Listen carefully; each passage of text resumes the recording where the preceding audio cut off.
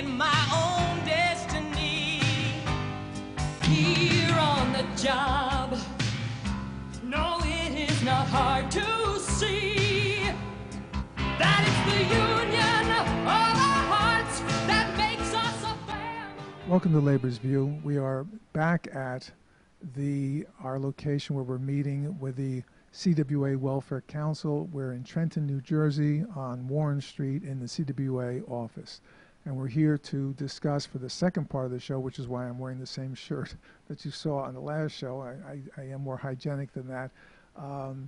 The fact that the amount of issues that we discussed and the number of problems were so many that we decided that we should break the show and do 2 shows out of it because we had enough time. So here's the balance of the meeting, and we'll see you on the other end of that. Yeah. All right, and Rich, how is your county? Well, in Gloucester County, we've had case banking for a little while. I'm told that it's somewhat problematic because a lot of supervisory effort has to get put into assigning shit as it comes in. Mm-hmm. So it's a lot of extra work.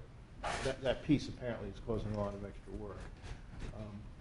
I'm not sure, but I'm guessing that the nature of case banking creates other kinds of glitches too, like, you know, a client sending something in, calling in the next day, someone else calls, you know, and trying to line everything up. There's different workers going to catch all this, and you know, how does it all get tracked and says somebody puts it all together somehow, or is it just a screw up? My guess is it's probably a screw up, but in any event, so you know, the case banking is not really working all that well. What was the other thing I was going to say? In Ocean County, they reversed it. They finally are going back to not being banked because we had Really? cases. Right. We had cases that were going intake in one site, changes were going to another site, redebts and research were in another site. So somebody was sending something into a worker, not knowing who the worker was. It was supposed to go to the right unit, and things were getting lost and shifted all over. Further delays were incurred. So now we're going back to, okay, this location is going to handle these towns. This location is going to handle these towns, because it was just a cluster. Yeah, I mean, nobody knows what's going on, right? And it made the workers look ridiculous when the workers are getting just as frustrated as the clients because they want to get the stuff done, Yeah. you know? So they can only do what they're given to do. So we're actually reversing that. So Oh, well, I'd be interested to get everybody's input and experience at some point along the line when everyone's had a chance to do that. Another interesting thing, maybe this has been experienced in other counties too. I was talking Monday with one of our supervisors, who's a union officer, and she was saying, as far as MedicAid cases, the way they're handling it, because there's such a volume, nobody really determines eligibility. They're all just assumed to be eligible, and they're all so Which led to the 72,000 overdue redeterminations that Essex had on Medicaid, and I don't know how many you guys had as well. Yeah. And we're only down to about 50,000. By the way, we were fined. They're doing it to once a year now or something? Yeah, we were fined $300,000 for the overdue. Yeah. As far as staffing levels and caseloads, the agency is still pretty overwhelmed with, you know, the imbalance between staff and caseloads. But there's been an interesting development, not necessarily one that's going to help us, although on the surface you would think it would. Gloucester County recently, within the last 2 months, closed the county jail. They just closed the county jail and are farming out all the prisoners to other counties, primarily Salem and Cumberland. And supposedly this is going to save everybody money. Although it certainly keeps the remaining correctional staff on the road a lot, transporting prisoners all over South Jersey. But And I'm sure it drives defense attorneys and public defenders and the courts crazy not having the prisoners nearby for trial and consultation and everything else. So I think that's going to be a bit of an issue. But as far as the Division of Social Services, there's been a number of people who are displaced as a result of downsizing the Department of Corrections that the county is sending over to take jobs at social services. Some of them have worked as social workers, so they may be able to segue into it. A few clerical people they're sending over. And a couple of corrections officers are sending over. Hopefully this will all work out, but I think there's going to be like a big learning curve for all these people to actually learn the job and before they become productive workers. So it's not going to be any immediate help. And my folks tell me that it probably won't ultimately increase the staffing levels because they will continue to attrit positions when people retire or leave for other reasons. And that this is really just a hedge against future attrition. So there may be ultimately no net gain in staffing levels, so, you know, and because they're new and they're learning, it may actually, in the end, be a productivity problem, but we will see. But you're getting staff. Oh, some kind of staff. Yeah, in theory, yeah, we're getting an increase in staff at the moment. That's the same with us. They improved 17 positions, but by the time they get through hired and get on board and know all the programs that we do, because it's not just 3 programs, 4 programs. We're not just food stamps, we're not just GA, we're not just MedicAid and, you know, TANF. You've got the work programs, we've got the housing programs, and people don't realize that. And there's 20 different kinds of Medicaid, not just one Medicaid that everybody fits into. Mm-hmm. So it's a world unto itself. So 17 HSS? No, not HSS. It varies. There's some clerical, there's some eligibility.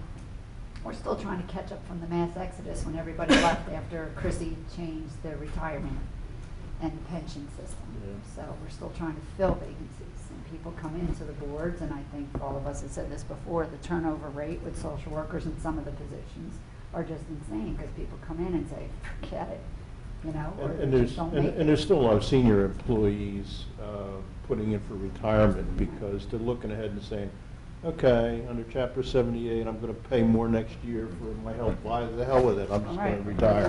The You loss know? of knowledge. When does Chapter 78 end, actually?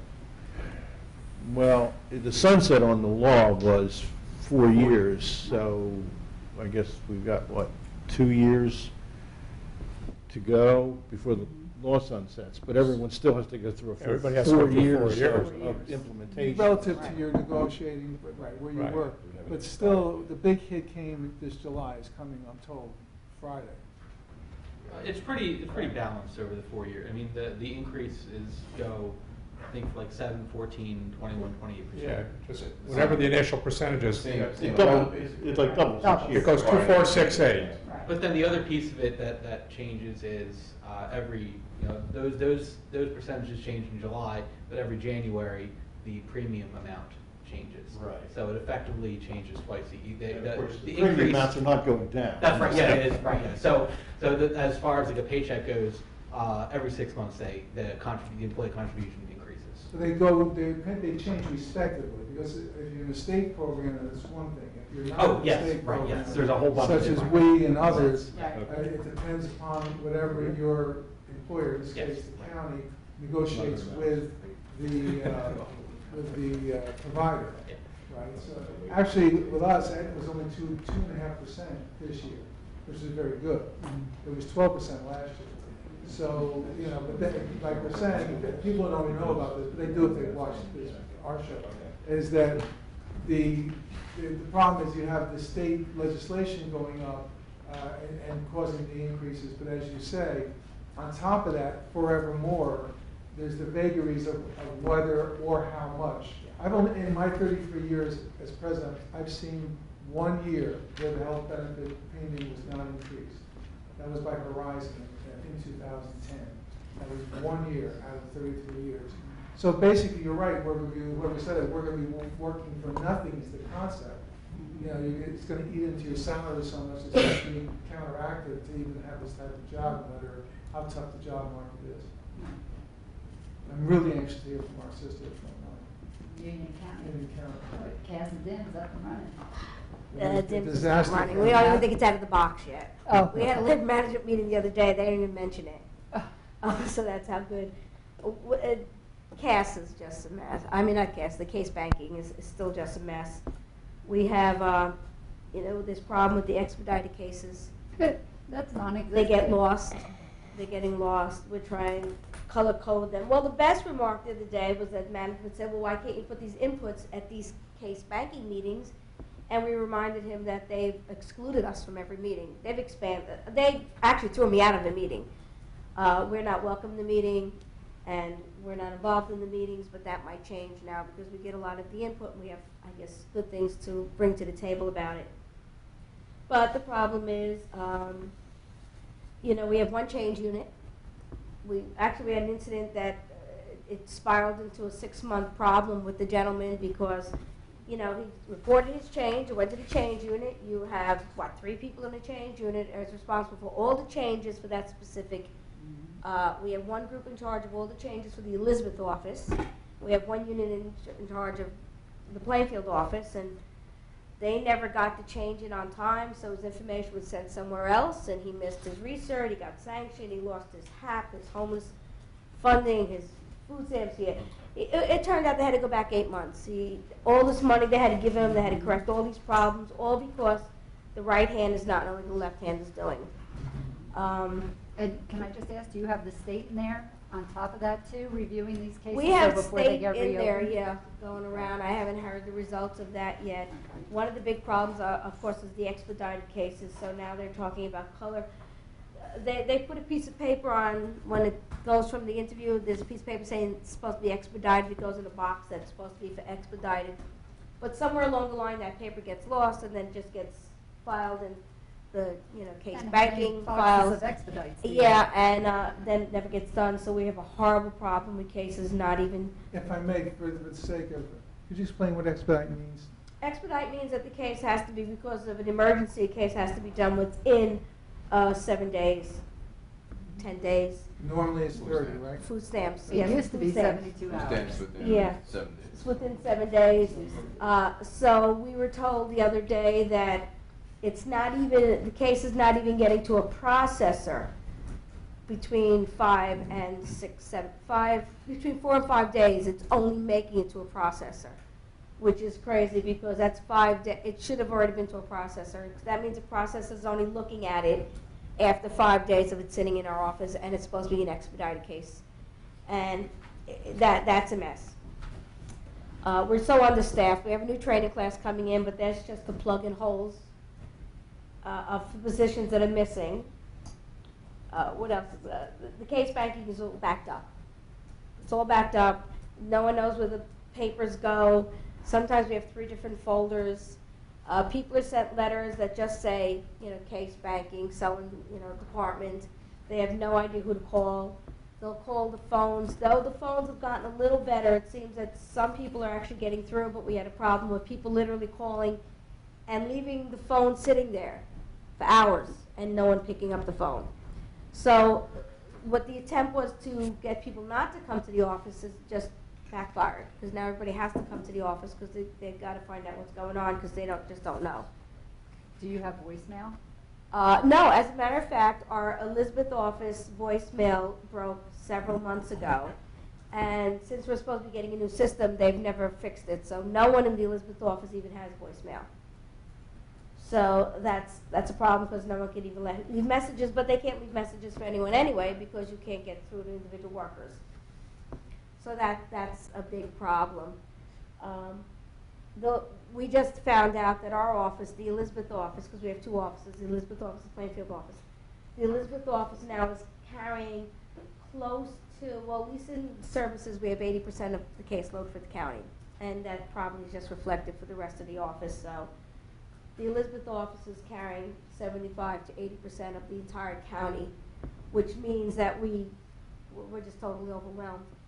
There's not enough workers to do the work.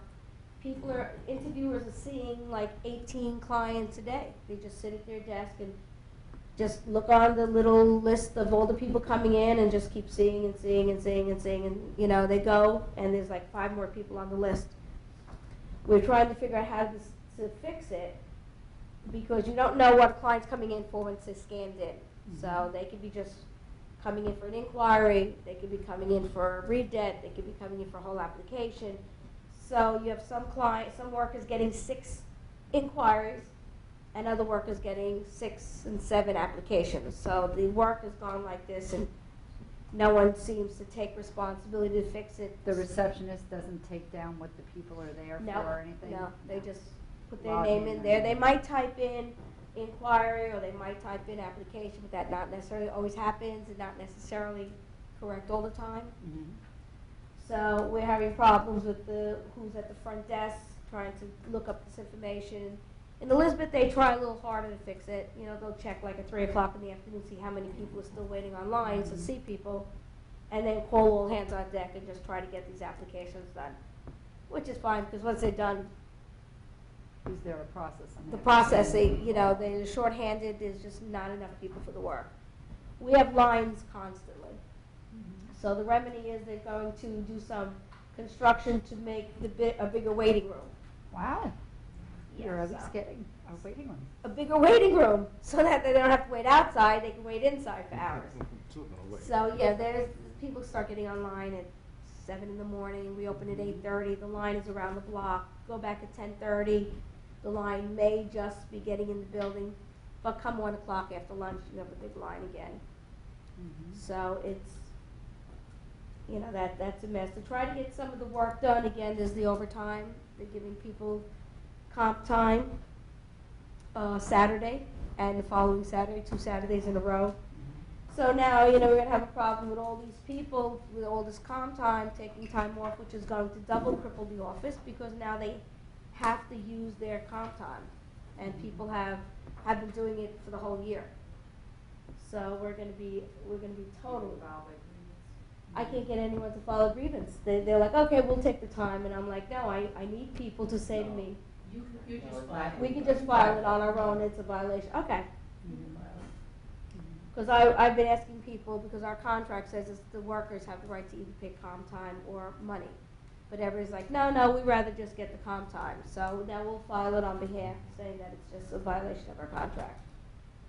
Well, because they're not offering both. They're not offering both. They're just telling you straight that if you want to work overtime, we're only giving you comp time. That's what we should file. Yeah, so we And should file. that makes a bigger problem, because it's Then you obvious have people people. want the cash. Right. And then Let them decide, but they Right. have been given. The opportunity, But but it they're just not giving shows the that option. the workers want to get the work done. Everybody's Mhm. signing up for the overtime to So try and so get the it'll work be done when an it is unequal offered. distribution of overtime is the result. Well, it absolutely is, because I don't work in that department, so I'm not available. There's no overtime available for me or anyone in my department. No overtime available for people in MedicAid. Services sporadically may get it once in a while, but the bulk of the overtime is being given to the IM workers. If they would just hire more full-time workers and not pay out the overtime, it would be more evenly filled during the regular hours of operation. Every department's overwhelmed. I mean, I'm now an advocate. We have almost 4,000 cases of overpayments that were kind of processed, the calculations going back 2 and 3 years, that haven't made it to the people to put it in the computer so we can send out Get the the money letters to start getting the money back. And then it goes back, then you only have 2 workers doing that, or 3 workers, and then it funnels down to 2 of us, me and somebody else, who are in charge of the whole alphabet of all these people coming in. We had 1,500 letters went out the other day, and I said to him, there's no way any of this work is getting done, but this is reflective of all the departments. So what they do is they shift. All right, we'll put some people here, and now we'll put somebody here, but it's Just just, putting a finger in the it's, dike. yeah, it's like And the that's bubble, it. you know, like a balloon. Press it here, and the bulge is here. Right. So I don't know what they're going to do. It just seems like they just keep muddling through, plowing forward, even though there's all of these problems. And it's every step. And it's like you said, with the expedite, it's just one thing with the food stamps. And you got the welfare people, the GA people, where when their cases aren't renewed timely and they automatically close on the system, Right. a lot of them are in the mental health or the recovery programs. Right. When their GA medical coverage gets cut off because the worker doesn't have time to process that redebt, they're no longer getting their meds, they're no Right. longer able to get their transportation to get to the program. And it's a vicious cycle, because then you have them coming in when the cases finally get processed 3 or 4 months later. They've been in and out of the hospital, Yeah. or they need to get re-hospitalized to get re-stabilized. So it's like, it's not only a disservice to the workers trying to do everything and being totally overwhelmed and having breakdowns, but we're in essence not fulfilling any mission of any agency we work for, because we just can't get the work. We just can't get the work through. And it's not even the workers itself. In every case, Plainfield has a problem with DCU. If they only have 2 workers, they're inputting. If one of them is out, the other person can't get the work done. If both of them are out, no work gets done. There's a problem with that. There's a problem with getting access to actual case banking information. Somebody came in, there's 2 people in Plainfield responsible for it. They were both out. No one could even get in to get notes to find out what was going on with the cases. So now, you know, our union rep was told, well, then have them call the Elizabeth office and somebody there could definitely get through and get you information. I mean, but these are all the stumbling blocks that are happening It's just that one just more keep thing. slowing everything down, slowing everything down. And the whole big problem is no accountability for the work. No one has to put their name to it. No one's responsible for it. Everyone's making up their own rules. Some supervisors do this, which is totally against what we thought was the standard policies. It has always been you service everyone, so if someone comes into the Elizabeth office, they're doing Plainfield, you do the work and you send it, vice versa. Now it seems that some supervisors don't want to do that. People are being sent, we found this out the other day, some people are being sent from both offices. Oh, you don't belong here, I'm sorry, you go back to Plainfield, and the person's always in Elizabeth. You know, no regard for trip tickets, we can't give them the money, it's just everyone just passes. David, these kinds of workload problems that we've been talking about for quite a while now, I assume Bruce Nigro is putting together some kind of comprehensive, analysis of these kinds of workload problems? Yes. Do we have anything in writing from him yet? In terms of an initial product, no, because of the problems we had with the Oprah information. Mhm. One, the timeliness of receiving the 2 major requests. Yeah. They asked for a delay on both of them. The first one we did, and then, as I said earlier, he got the information. When he first read it, he thought there were a number of things that were missing. Mhm. And then he wrote me back and said, I have the email here. Oh, there's only 2 areas more where, really 2 areas where I need clarification. Okay, well, that's as far. And the second one, we're not going to get till I send that check in. Yeah, okay, but that much at least is looking at objective facts and figures, which hopefully eventually we'll get it all together. But I'm kind of looking for the descriptive, anecdotal stuff. Is he going to be dealing with that at all? I think realistically, each county needs to do that. Right, Those yeah. anecdotes, Yeah. the stories we're hearing today, that has to come from Because, the county. yeah, because And- if we're not getting that out, the facts and figures are just going to be meaningless to folks. Look, I think the idea here was to try to put together a report that was, Yeah.